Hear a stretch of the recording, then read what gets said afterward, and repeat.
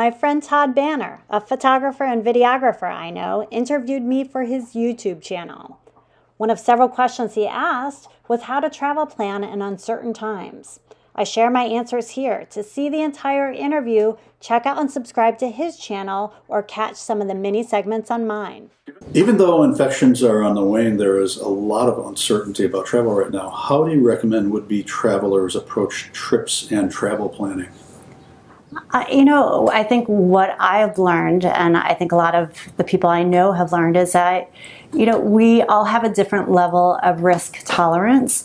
And I think when it comes to travelers, knowing what your risk level is and what you're comfortable with when you travel or when you contemplate travel is very important.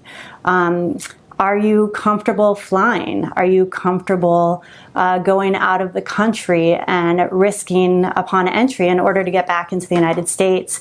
Every traveler needs to take to get a negative result on a COVID test, and if you end up with a positive result, you could have to quarantine. So there's a lot of risk these days in contemplating travel, whether or not it's going to happen, and what your comfort level is. So I think the first thing when it comes to travelers is really understanding where you are, and if you're feeling that you're risk averse, and maybe it's a local driving trip is something that is best for you to first test the waters.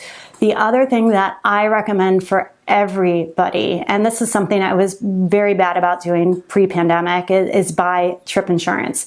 I mean, this is an opportunity. This is probably the point where people's eyes glaze over, but I can't emphasize how important trip insurance is enough, is that you want to protect the trip when you book it and all of your prepaid expenses if you are not able to cancel for no penalty. And there's a lot of reasons to buy trip insurance. I even wrote an article.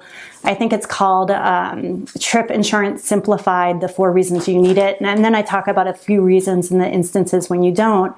But even some of the most experienced travelers I know don't really understand trip insurance or buy it, or they just sort of chance it and they leave a lot at risk. So I think when contemplating travel is just understanding what your risk level is, understanding that travel may or may not happen. And then when you do decide to book, make sure that your investment in that trip is protected with purchasing trip insurance.